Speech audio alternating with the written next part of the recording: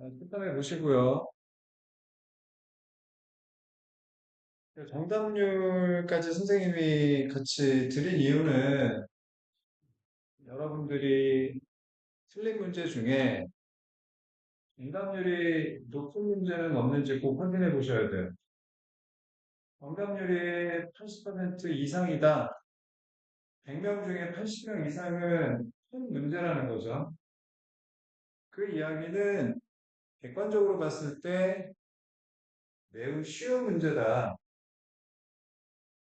모의고사는 1등급만 가리는 게 목적이 아니라 2등급, 3등급, 4등급, 더 나아가 8등급, 9등급까지 다 가려는 그러한 변별력을 지녀야 하는 시험입니다.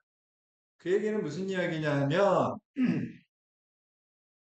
모든 문제 중에는 정말 사람이라면 단군의 수세라면 그러니까 기본적인 사고 능력이 알아듣고 보는 시력만 있으면 기본적으로 풀 수 있는 문제들이 있다는 이야기예요.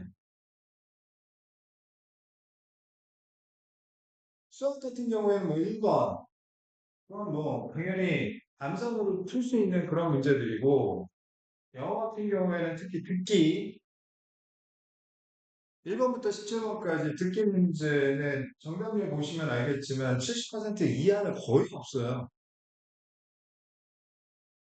거의 대부분은 90% 이상, 때로는 80% 이상, 그 정도 난이도인데, 만약에 내가 듣기에서 틀린 게 있다 그러면 이건 심각한 빨간 신호등이 켜진 거라고 보셔야 돼요.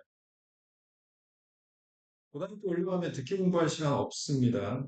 수능에서 결국 듣기까지 시험을 보기 때문에 듣기는 꼭 중학교 때 완벽하게 끝내 놓으셔야 돼요. 중학교 때 듣기를 조금이라도 부족하게 한다 그러면 나중에 엄청나게 여러분 폭풍 개고생을 하게 될 겁니다. 듣기는 어떻게 합니까? 듣기책 사서 공부하셔야 돼요. 아니면 듣기 인강이라도 들으셔야 됩니다. 듣기 인강, 듣기 인강 있어요. 아니 EBS에도 있어. EBS 아이 들어가 보면 듣기 강의 들으시고 공부하셔야 됩니다. 아시겠죠? 그다음 독해에서도 뭐 18번, 19번 이런 거 보시면 아시겠지만 정답률이 매우 높은 편이에요. 맨 마지막에 43, 44, 45번도 보세요. 정답률이 꽤 높습니다. 근데 이거 나 틀렸다. 그러면 내가 많이 부족하구나. 반성하셔야 됩니다. 그리고 이런 문제는 절대 틀리지 않도록 계속 여러분들이 다시 확인하고 학습을 하셔야 돼요. 모의고사를 많이 풀어봐야 되는 이유는 아까 말씀드린 것처럼 경험치가 많아서 여러분들이 아, 이건 쉬운 문제야, 아, 이거는 어려운 문제야. 그 정도는 구분할 수 있는 통보안이 있어야 됩니다. 그거는 모의고사 한두 번 풀어가지고 생기는 건 아니기 때문에 점수에 상관없이 일단 모의고사 많이 풀어보시면서 이게 과연 똥인지 된장인지 쉬운 문제인지 어려운 문제인지 구분하는 연습을 반드시 하셔야 돼요. 당연히 정답률이 낮은, 가령 예를 들어 정답률이 50% 미만이다. 그럼 이거 되게 어려운 문제고요. 이렇게 어려운 문제, 고급 문제이기 때문에 이거는 다시 복습하고 풀면서 공부하면 되는 부분인데 이런 건 틀렸다고 선생님이 뭐라고 그러진 않아요. 그런데 다시 한번 말씀드리지만 정답률이 높은 문제에서 틀렸다. 그러면 진짜 진지하게 반성을 좀 하시고 후속 조치를 꼭 여러분들이 마련하셔야 됩니다. 아시겠죠? 자, 틀린 문제 다시 한번 집에 가셔서 꼭 확인해 보시고 자, 천인문 독해 숙제는 좀 4개씩은 많은 것 같아서 2개씩으로 줄였습니다. 줄인 이유는 여러분들이 조금 더 꼼꼼하게 문제를 풀라고 줄였어요. 다시 한번 말씀드리는데 완성도가 65 이하다. 그러면 선생님이 다음부터는 주말에 부를 겁니다. 아시겠어요? 주말에 나오기 싫다. 또 선생님 자주 보기 싫다. 그러면 할 때 꼼꼼하게 정성껏 하세요. 아시겠습니까? 미리 말씀드렸습니다. 자, 그러면 오늘 다는 못하고 오늘 그 모의고사 중에 어? 저한테 받으냐고?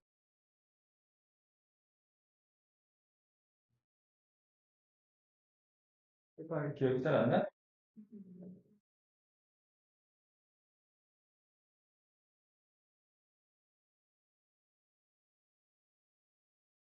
됐어?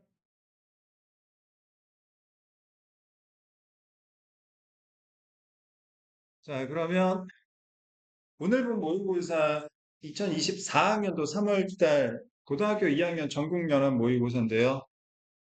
자, 20번 문제는 정답률 86%니까 넘어가고, 자, 21번 함축적 의미 파악 문제 한번 풀어보도록 하겠습니다.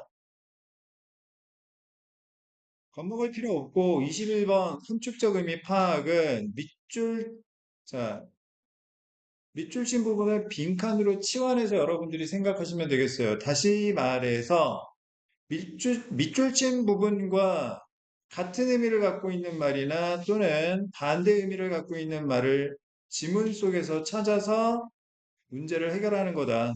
이건 빈칸 추론 문제하고 접근 방법이 똑같다. 밑줄이 빈칸이 밑줄이라고 생각하시면 돼요. 간혹 가다 보면 밑줄이나 빈칸과 같은 의미나 반대 의미를 갖고 있지 않은 경우가 있어요. 뭐 대표적인 게 앞에서 그냥 사례만 이야기하고 그걸 일반화시켜가지고 이야기하는 경우들이 있거든. 그럴 때는 인과적 추론으로 문제를 해결하시면 돼요. 막연하게 생각할 필요 없고요.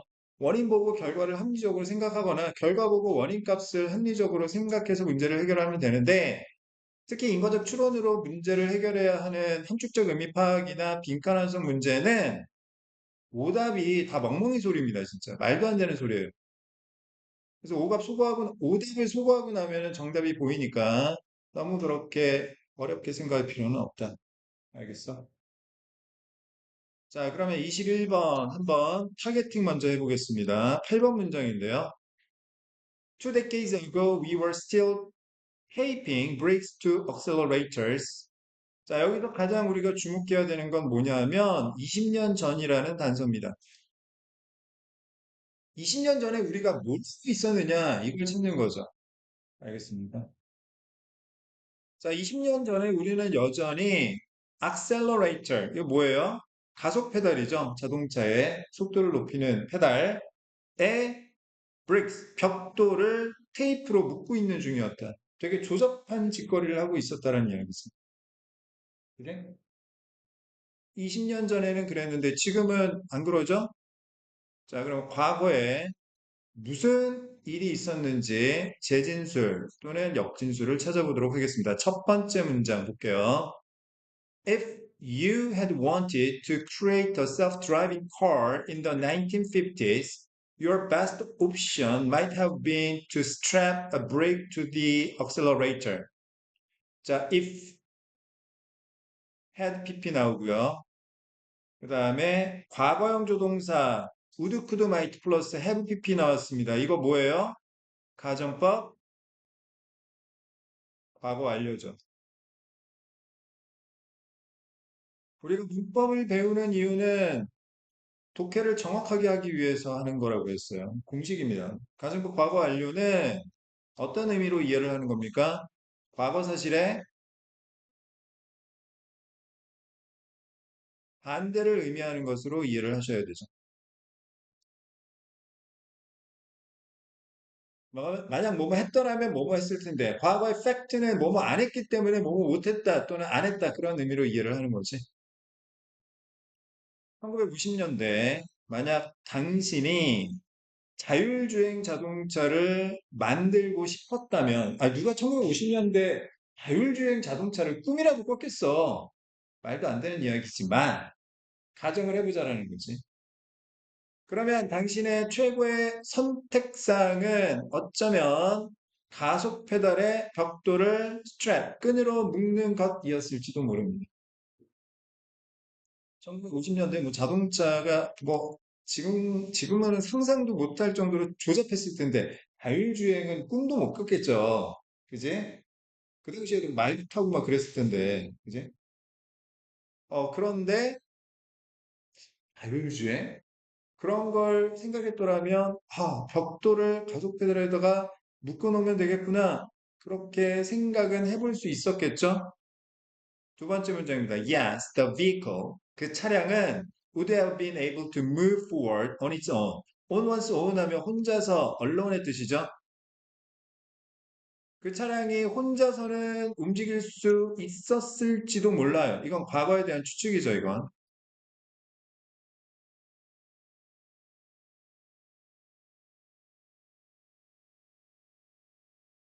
Could not slow down, stop, or turn to avoid barriers. barrier는 장애물이라는 뜻이고요.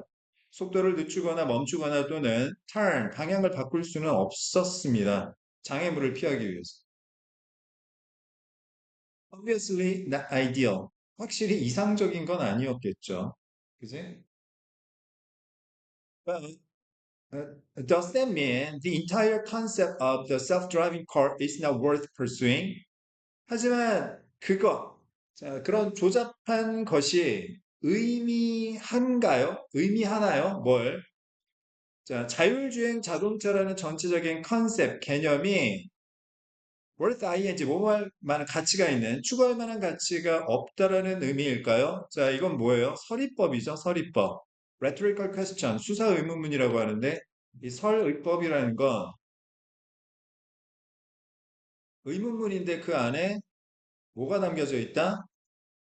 반어법이 담겨져 있는.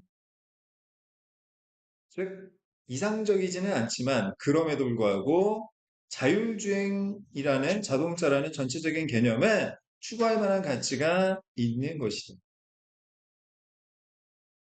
자, 다섯 번째 문장. No. 대답했어요. 아니요. 추구할 만한 가치가 없는 게 아닙니다. It only means that 그것이 오로지 의미하는 바로는 at the time, 그 당시에 1950년대 we did not yet have the tools we now possess to help enable vehicles to operate both autonomously and safely. 자, 그 당시에 20년 전에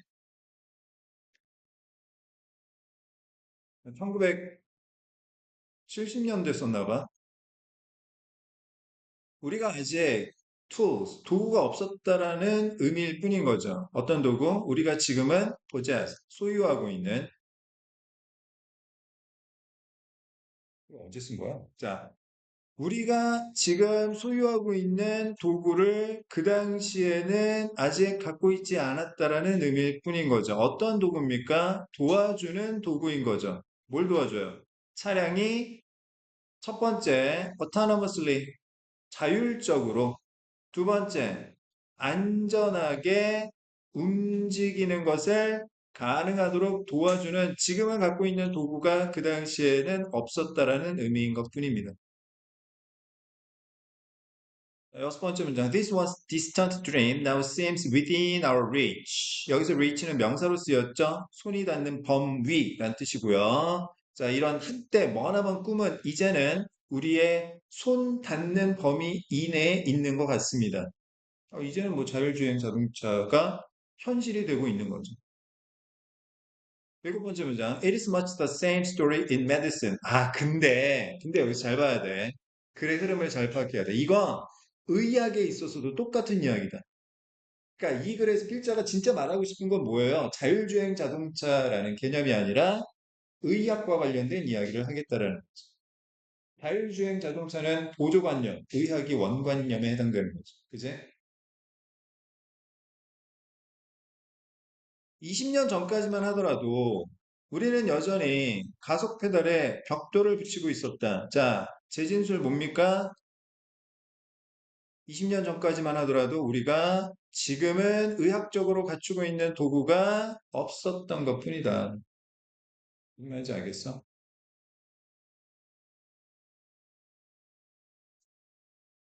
자, 9번 문장 보겠습니다. Today, 오늘날은요. 자, 그러면 이거는 이것에 대한 역진술로 보면 되겠지? 그지? We are approaching the point where 관계부사입니다. 우리가 어느 지점까지 지금 접근하고 있는 중입니까? We can begin to bring some appropriate, 적절한, 적당한이란 뜻이죠. technology to bear. 자, bring A to bear 하게 되면 A를 기울이다, A를 뭐 쏟아붓다 이런 뜻이에요. 어쨌든 자, 우리가 이제는 어떤 적절한 기술을 쏟아붓기 시작한 지점에 도달하고 있어요. In ways, 어떤 방식으로? That advance. 자, 여기서 advance는 동사로 쓰였죠? 전진하게 하다, 발전시키다 이런 뜻이야.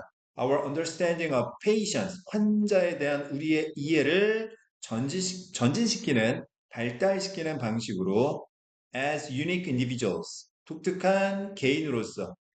무슨 말이야? 20년 전까지만 하더라도 환자가 생기면 남녀노소 뭐 따질 거 없이 그냥 기계처럼 그냥 주먹구구식으로 치료를 했는데 이제는 환자 개개인 한 명 한 명에 대해서 이해하는 것을 발전시키는 방식으로 우리가 어떤 기술을 쏟아붓기 시작하는 지점에 다가서고 있다는 거죠.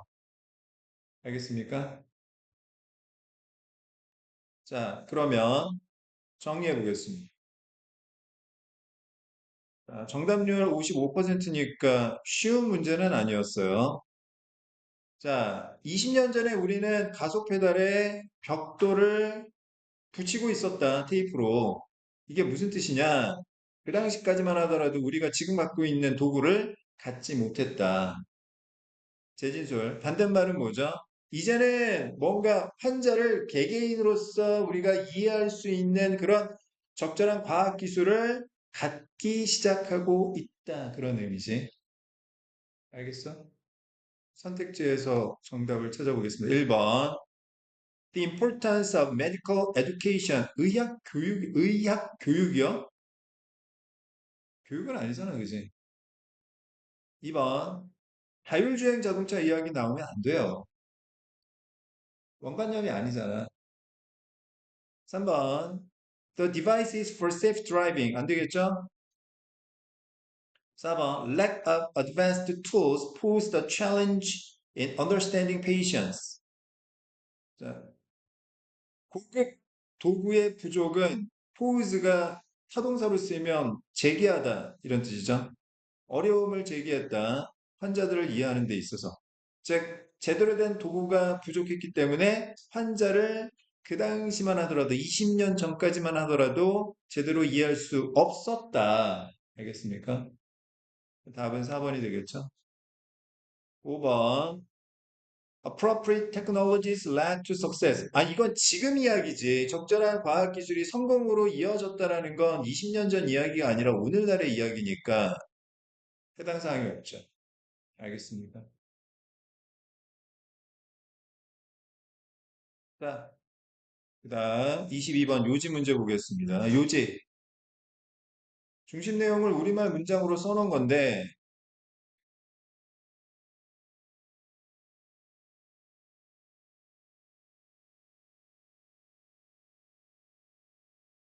중심 내용은 뭐다? 대상 플러스 의견이다.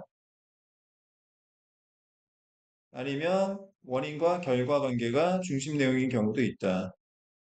다시 말해서 자, 요지 문제 풀 때 우린 뭘 찾아야 된다? 대상과 의견 아니면 원인과 결과를 찾아야 한다. 알겠습니다. 첫 번째 문장에서 대상이나 인과관계를 파악하셔야 돼요. 첫 번째 문장 보겠습니다. We tend to overrate. rate 동사로 쓰이면 평가하다라는 뜻이 있어요. 명사로 쓰이면 당연히 비율이라는 뜻인데 overrate는 과대평가하다라는 뜻이고 underrate 하면 과소평가하다라는 뜻입니다. 우리는 과대평가하는 경향이 있습니다. 뭘? The impact of new technologies. 새로운 기술의 영향력에 대해서 과대평가하는 경향이 있어요. In part because 부분적으로는 왜냐하면 자 뭐예요? 원인, 결과, 인과관계에 대해서 이야기하는 거지. 사실 뭐 뉴 테크놀로지의 임팩트가 그렇게 대단한 건 아니다. 그 얘기하는 거지. 이유가 older technologies have become observed into the furniture of our lives so as to be almost invisible. 여기서 furniture는 진짜 우리가 알고 있는 가구가 아니라요. 가구가 아니라 우리 삶의 체계, 시스템, 조직을 말하는 거야. 알겠어?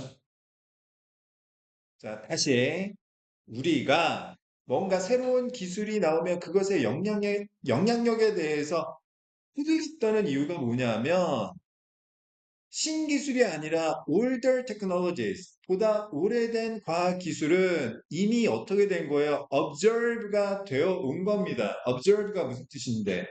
흡수하다라는 뜻이지. 알겠어? 옛날 과학 기술이 이미 우리의 삶의 조직 속으로 흡수가 되었기 때문에, 즉, 옛날 과학 기술은 이미 우리의 삶에 너무나 자연스럽게 녹아 들어가 있기 때문에, 그래서 거의 사실상 안 보이기 때문에 뭔가 새로운 과학 기술이 나오면 거기에 대해서 우리는 굉장히 과대평가하는 경향이 있다는 거. 알겠어?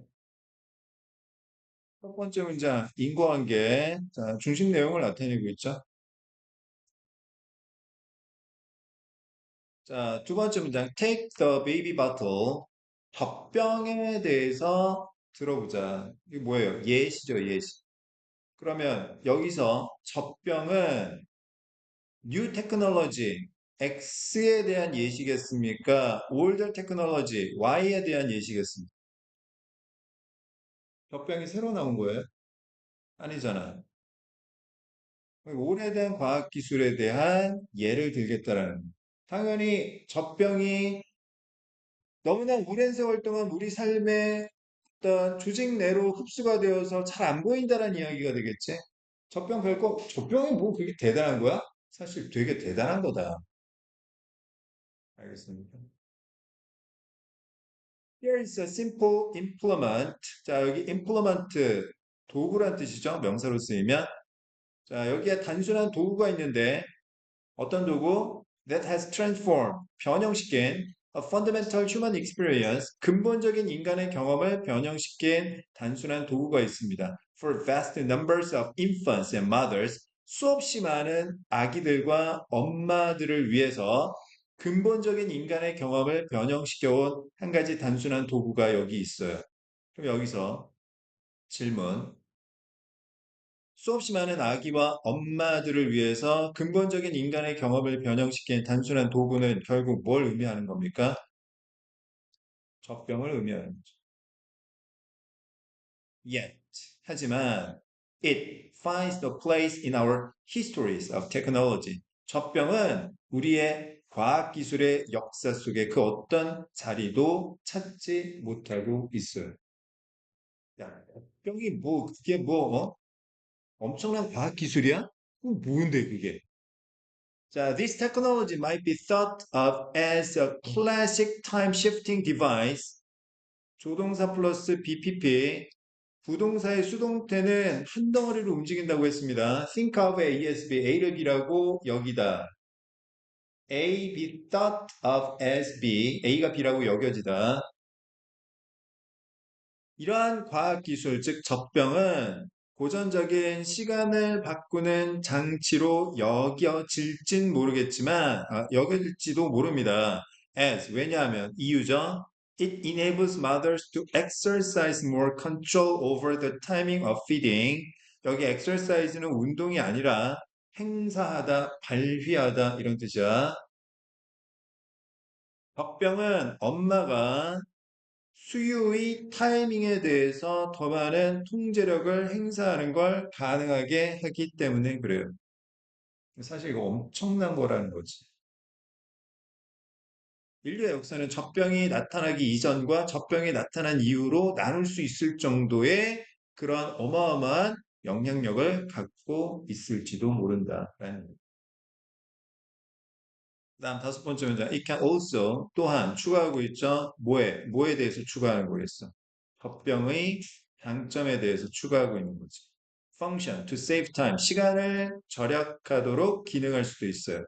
As bottle feeding allows for someone else to substitute 대체하다는 뜻이죠. For the mother's timing 그러니까 젖병 수유가 다른 누군가가 엄마의 시간에 대해 대체하는 것을 허용하기 때문에 그래. 응? 아빠가 줄 수 있는 거고, 할아버지가 줄 수 있는 거고, 그지? 이웃집 뭐 아줌마가 줄 수 있는 거. Potentially therefore 따라서 결론입니다. It has huge implications. 젖병은 엄청난 영향력을 갖고 있습니다. For the management of time in everyday life. 일상생활의 시간의 관리에 있어서. Yet, 하지만, 역적. It is entirely overlooked in discussions of high-speed society. overlook이라는 거 무슨 뜻이에요? 첫 번째, 위에서 내려다보다.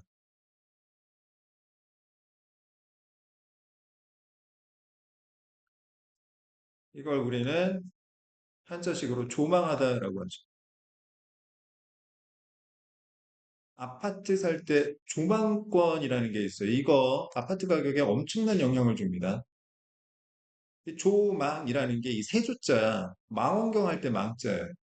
지켜보다. 새가 위에서 이렇게 독수리가 아래 먹잇감을 내려다보는 그 의미를 갖고 있어요. 알겠습니다. 자, 그럼 두 번째, 또 무슨 뜻이 있느냐? 조망하다 보니까 못 볼 수도 있어요. 그죠? 간과하다, 못 보고 넘어가다 이런 뜻이 있어요.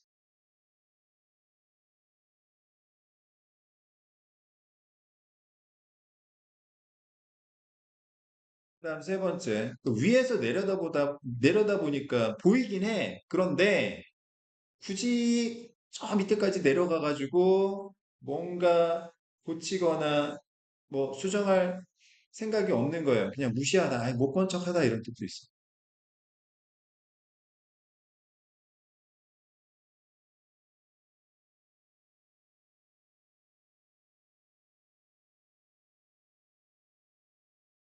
이 오버룩하고 여러분들 절대 헷갈리면 안 되는 단어가 있습니다. 뭐죠? oversee죠. 얘는 무슨 뜻이에요? supervisor하고 같은 의미죠. 얘도 위에서 내려다보다인데 얘는 감독하다, 감시하다 이런 뜻. 알겠어요? 헷갈리면 안 됩니다, 이거. 하지만 젖병은 전적으로 무시당하고 있다. 이러한 하이스피드 소사이어티에서의 토론에서 그러면 처음부터 끝까지 한 이야기는 뭡니까? 우리가 신기술에 대해서는 호들갑을 떠는데 옛날 기술에 대해서는 무시하는 이유에 관해서 이야기하는 거지. 그지? 자, 1번 새로운 기술 아니고요. 2번 새로운 기술에 비해 기존 기술, 젖병 같은 것의 영향력이 간과되고 있다. 답 2번이 되겠죠. 알겠어? 그 정답률 잠깐만 확인해 주세요. 22번. 정답률이 꽤 낮은 편이긴 한데. 제일 많은 오답률을 갖고 있는 게 몇 번이에요? 확인해 보세요, 지금. 네, 좋잖아. 22번. 2번이 정답인데, 오답률 제일 높은 게 몇 번이에요? 1번이지? 1번이지? 왜 그럴까 한번 생각해 보세요. 그러니까 새로운 기술에 관한 첫 번째 문장만 보고 답을 너무 쉽게 구한 거지. 알겠죠? 자, 그 다음 23번 보겠습니다. 오늘 24번까지 아마 나갈 것 같아요. 자, 23번. 자, 주제 문제고요. 주제 문제는 중심 내용을 영어 명사로 나타낸 거죠.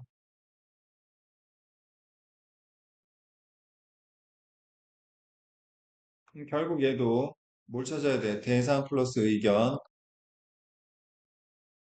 두 번째, 원인 플러스 결과. 인과관계 찾아야 되죠? 알겠어? 주제 문제 풀 때 뭘 찾으라고? 대상과 의견, 원인과 결과를 찾으라고요. 국어의 비문학 독해 할 때도 마찬가지예요. 비문학 독서 할 때도 마찬가지입니다.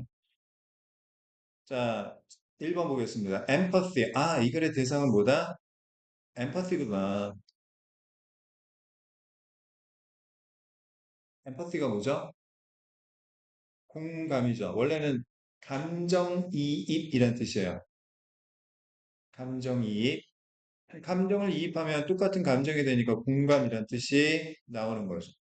공감이란 is frequently listed as one of the most desired skills in an employer or employee. 여기까지.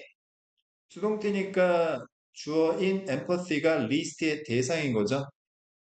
공감이라는 게 흔히 종종 나열이 되는데 무엇으로 나열이 되느냐? 가장 바람직한 스킬 중 하나라고 나열이 됩니다. 고용주나 직원에게 있어서. 알겠어? 비록 without specifying exactly what is meant by empathy. specify, 명시하다.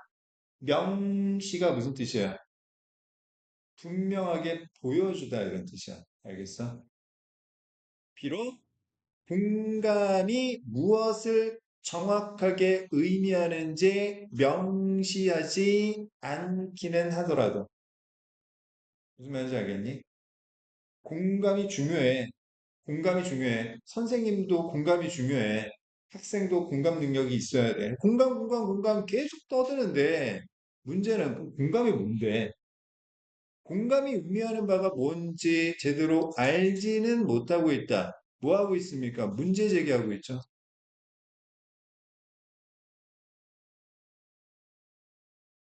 첫 번째 문장이 무슨 뜻이에요? 공감 중요한데 공감이 무슨 뜻이야? 라는 건 합의된 바가 없다. 그 얘기입니다.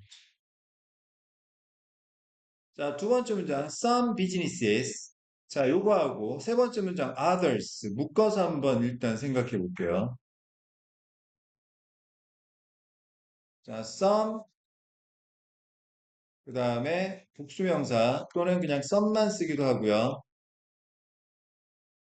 자, V1, A 이렇게 봅시다.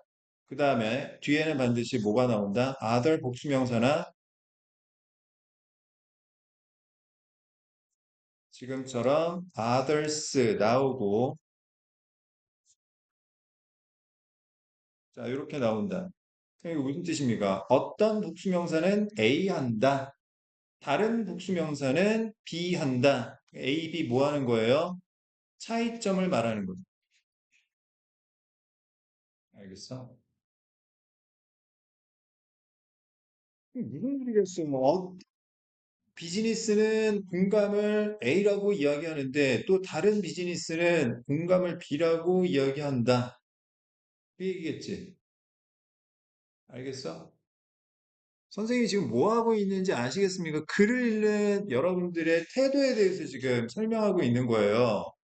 어떤 기업은 인지적인 엠퍼시, 공감이라는 걸 강조합니다. 그 다음, 세 번째 문장. 다른 비즈니스는 정서적인 공감과 공감적 관심을 강조합니다. 인지적 공감과 정서적 공감에 대해 지금 개조하고 있는 거야. 알겠어? 그러면 다시 인지적 공감은 뭔데? 강조하는 겁니다. The need for leaders to understand the perspective of employees and customers. 자, 지도자가 고용인과 고객의 관점을 이해할 필요성을 강조하는 게 인지적 공감인 거야. 그러니까 인지적 공감은 위에서 아래로 내려가는 거야. When negotiating deals and making decisions. 자, 어떤 거래를 협상하고 결정을 내릴 때 지도자가 직원과 고객의 관점을 이해할 필요성을 강조하는 게 인지적 공감이에요. 알겠습니까? 또 다른 기업은 정서적 공감과 공감적 관심이라는 걸 강조하는데 이것이 강조하는 바는 the ability of leaders to gain trust from employees and customers.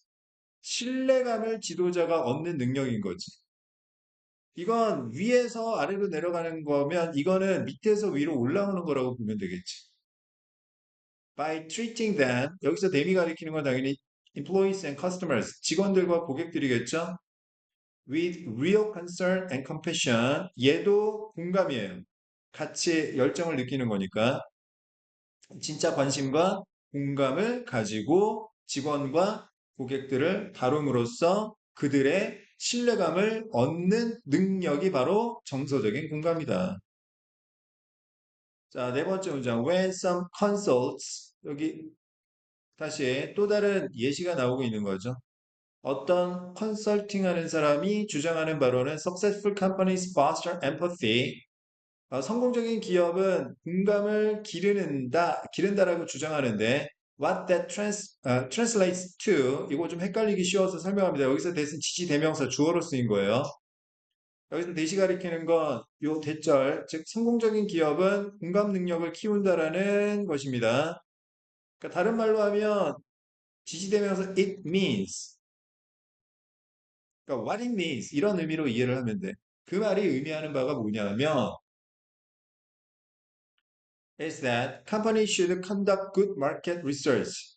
공감이 뭐냐? 좋은 시장 조사를 해야 한다라는 의미인 것이다. 그러니까 어떤 컨설팅 담당자에게 엠퍼시는 뭐다? 좋은 시장 조사인 것이다. 시장 조사를 잘해야 됩니다. In other words, 즉 다시 말해서 재진술이죠. 네 번째 문장과 똑같은 의미겠지? 여섯 번째 문장. When some people speak of design with empathy, 또 어떤 사람들은 공감 능력을 가진 디자인에 대해 이야기를 할 때 그것이 의미하는 바는 기업이 고려해야 되는데 특정한 욕구, 다양한 인구의 특정한 욕구를 고려해야 된다는 것이다. 무슨 말인지 알겠어? 어떤 사람들에게 공감이라는 건 뭐냐면, 자, 특정한 욕구를 생각하는 거. 알겠습니까? 음. 이거 그렇게 어려운 문제가 아니었는데 아무 생각 없이 글을 보면 되게 어렵게 느껴지는 문제였어. 자, 1번 diverse benefits. diverse 무슨 뜻이에요? 다양한이라는 뜻이지? 이익, 좋은 마켓? 이거 아니지. 이거 예시의 일부로 나온 것뿐이잖아. 그지? 2번 부정적인? 아니고요. 3번 어려움 아니고요. 그 다음에 4번 노력? 무슨 노력을 했는데? 5번 different interpretations of empathy in business. 공감에 대한 여러 가지 해석. 답은 5번이 되겠지. 뭔지 알겠어? 자, 24번 제목까지 빨리 보고 마무리할게요. 제목이라는 것은 중심 내용을 영어 문장으로 써놓은 경우인데 반어법이나 비유를 많이 쓰기도 하니까 주의하셔야 돼요. 선택지 볼 때. 결국 얘도 대상, 의견, 원인, 결과를 찾으셔야 됩니다. 첫 번째 문장. 자, 제대로 말하면 쉬워요. 쉽다라는 이야기는 너무나 분명하게 문제를 풀 수 있다는 이야기입니다. 첫 번째 문장에 The most prevalent problem kids report. 이 글의 대상은 뭡니까? 아이들이 이야기하는 문제점에 관한 이야기를 하겠다는 거죠. 알겠어요? prevalent는 만연한, 일반적인이라는 뜻이고 아이들이 이야기하는 가장 일반적인 문제점은 뭐다? That they feel like they need to be accessible at all times. accessible 무슨 뜻입니까? 접근 가능한 이란 뜻이지. 자, 여기서는 연락이 될 수 있는 이란 뜻이에요. 아이들이 느낀다라는 점이죠. 아이들이 항상 연락될 필요가 있는 것처럼 느낀다라는 것입니다. 혼자만의 시간을 가질 수가 없다는 거죠. 옛날 같으면은 선생님이 어렸을 때는 집 밖에 나와서 친구들이랑 밤 늦게까지 놀아도 엄마가 어떻게 데려올 방법이 없어요. 아니면 뭐 너무 늦게 막 안 들어오고 있다 그러면 엄마가 직접 나가가지고 동네방네 다 그냥 쏘다녀야 돼. 친구 집에도 가보고, 오락실에도 가보고 해봐야 된다. 근데 지금은 전화하면 되지. 그러니까 애들 입장에서는 이게 짜증이 나는 거지. 알겠어? Because technology allows for it. 여기서 이시 가리키는 건 뭐예요? 그거죠. 아이들이 항상 이런 느낌을 갖게 되는 거. 이게 과학기술이 허용하기 때문에 they feel an obligation, obligation, 의무감. 아이들은 의무감을 느끼게 되는 거죠. It's easy for most of us to relate. 여기서 relate는 이야기하다는 뜻이고요. 우리 대부분이 이야기하는 건 쉬워요. You probably feel the same pressure in your own life. 당신 자신의 인생에서도 똑같은 압박감을 느끼고 있을지도 몰라요. 여러분도 마찬가지죠. It's really challenging. 자, 가주어 진주어 구문이죠. 진짜 어려운 것은 to deal with the fact. 어떤 사실을 다루는 게 진짜 어렵습니까? We are human and can't always respond instantly. 우리는 인간이라는 점, 그리고 not always는 부분부정이죠. 부분부정은 부분긍정과 같은 이야기니까. 항상 즉각적으로 응답할 수만은 없다라는 사실을 다루는 것이 진짜 어려운 거죠. 그러니까 연락을 항상 받아야 된다는 것 자체가 문제가 아니라 때로는 혼자 있고 싶기도 하고 아니면은 좀 쉬고 싶은데 자꾸 뭐 예를 들어 너희들 쉬고 싶은데 선생님이 뭐 계속 전화하고 카톡으로 너 공부했냐 숙제했냐 빨리 내라 제출해라 그러면 짜증이 난다라는 게 문제인 거지. For a teen or twin, 자 10대나 또는 그러니까 10대는 13살부터 19살이고요. 그 다음에 twin은 10대 초반을 이야기하는 거래요. 자, 그러니까 10대에게 있어서 who is still learning the ins and outs, 안팎이죠. of social interactions. 사회적인 상호작용의 안팎을 여전히 배우고 있는 10대들에게는 그게 더 심각한 문제가 되는 거죠. 자, here's how this behavior plays out sometimes. 자, play out은 전개되다, 나타나다라는 뜻이고요. 이러한 행동이 전개되는 방식은, 자, 방식이 여기 있습니다. Your child texts one of his friends. 친구 중 한 명에게 문자를 보내요. And the friend doesn't text back right away. 근데 답장이 없어요, 친구가. Now it's easy for your child to think.